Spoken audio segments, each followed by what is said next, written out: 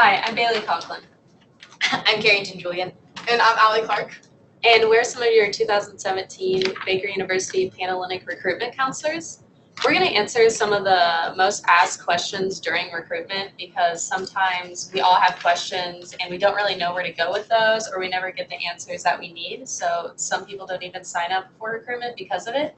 And so we're just going to kind of answer some of the most asked questions. If there's a question on here that we don't answer, you can hashtag AskBUPan and we'll answer that for you.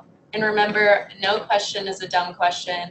We will answer all of them. We're your resources and we're here to help you make the best decision for you. So we're going to start with some questions.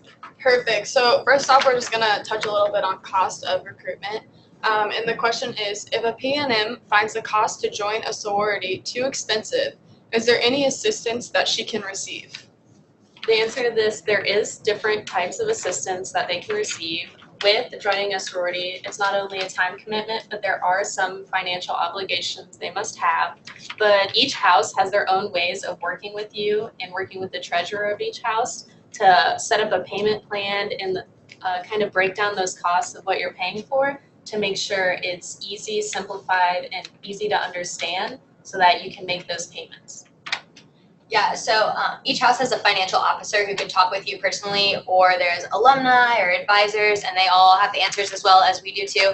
And so each house is relatively the same, so don't let that impact your decision. One house isn't like $1,000 more than the other or anything crazy.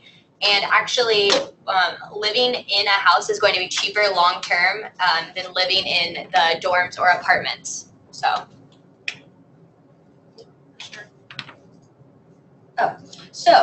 how hard is it to balance sorority life and academics and other things?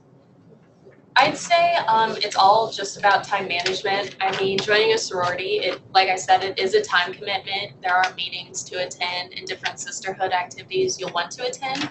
But I know I was taking 19 hours last semester with a couple leadership positions, and I was still able to, of course, get all my schoolwork done because that's first and foremost, and sororities understand that.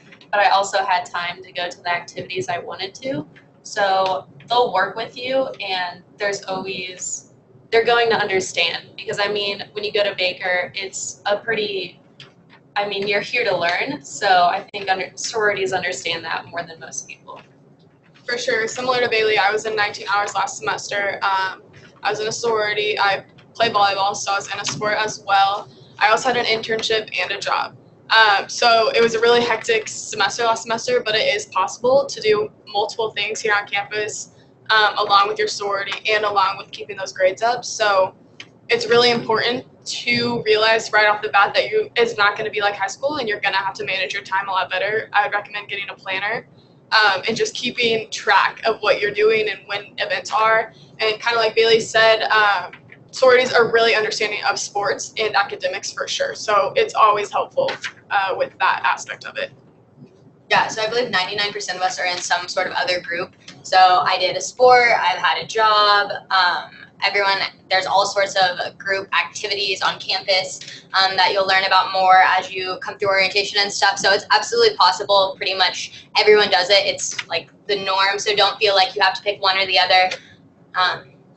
That's really all it is. You figure out how to make things work. Yeah. And so third question, what does the new member process look like? So basically the new member process is after you have accepted a bid and joined a house. You are a part of their house, but you kind of have to learn about the history and their traditions and what they expect of their members before you become an actual member. Honestly, I kind of think of it as like a trial run. It's a good way to just kind of make sure it's the right fit for you. You get along with all of them. You're going to be with them for 2 to 4 years, so you really want to make sure that's the right fit for you, and that's an awesome kind of trial run just to make sure that's the right house for you here on campus. Yeah, you go through educational classes like she said. You'll go through all that, so you'll know more about the sorority and its history. You'll get to know the girls better, and then if at any time it's not the right fit for you, you can choose to go or things like that. So our next question is, can women who are not freshmen go through formal recruitment? I think I'm pretty good at answering this one. Yes, they can. I actually am a transfer student, and I transferred after my first year at a community college. And so I actually had the same question, and I wasn't really sure if I could go through formal recruitment. Turns out you can. And you're just as accepted as any other girl would be, and you're not any different than anyone else. You can go through and you can accept a bid just as an incoming freshman would. From freshman to sophomore to junior, you're all included. And you have a year less of obligations. Our next question is, if a PNN participates in recruitment, is she obligated to join the organization?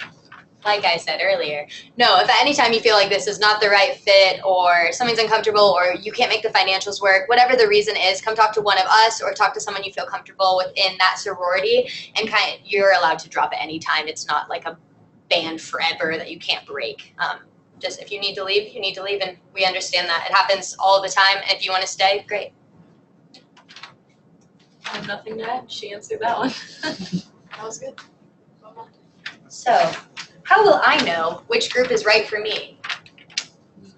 I'd say one of the things I heard in going through recruitment and talking to some of the girls that really stuck with me through the rest of the week was, can you see yourself in this house walking around with an old t-shirt, your hair up, and no makeup on?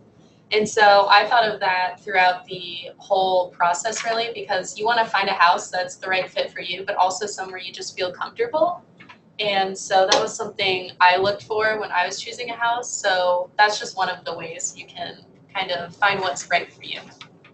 For sure. Going off that, I would just say follow your gut. Try to make sure people don't influence your decision. I know it can be hard. Sometimes your roommate likes this house better, or your mom was a legacy in this house, and whatever the situation may be. Just because someone else chose a different house doesn't mean that house is going to be right for you as well.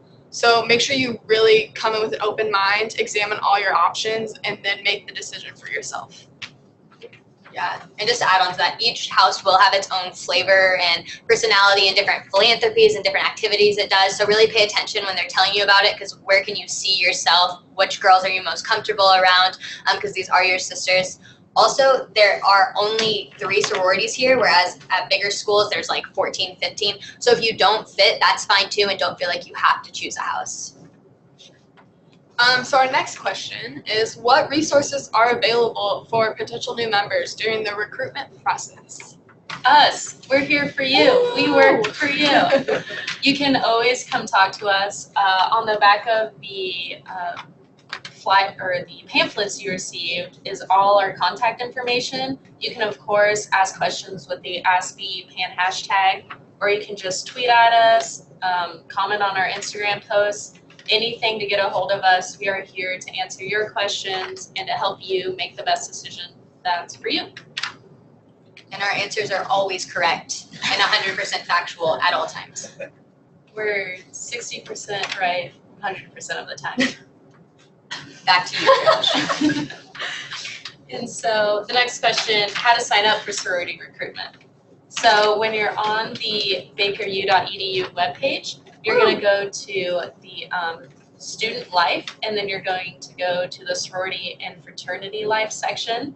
Once you scroll down, you'll find the Panhellenic Council that says August 19th through the 22nd. You go ahead and click on that and on registration, and it'll take you further down the page where in the top right-hand corner, you'll see sign up form. And then you'll click on that, you'll enter your first name, last name, your email address, ways we can get in contact with you. And then there will be a cost of $25, and that just goes through to recruitment resources for you and a t-shirt. And the schedule for that is also available on the website. So there'll be philanthropy rounds, sisterhood rounds, and well, there's house tours first, philanthropy rounds, sisterhood rounds, and then prep day, bid day. And it's all right there. If you have any questions, once again, please contact us.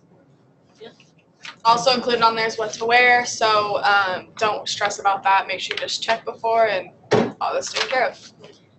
So the last question that we often get asked is, why should I join a sorority?